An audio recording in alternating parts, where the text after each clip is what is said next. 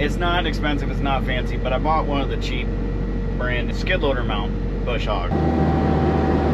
This thing works great. I have even chopped around the pond here. There's a field there. I've pushed back the weeds and small trees and all that stuff, and I probably cut through stuff that was, you know, a couple inches in diameter fairly easily with this thing, and it just holds up, which is great.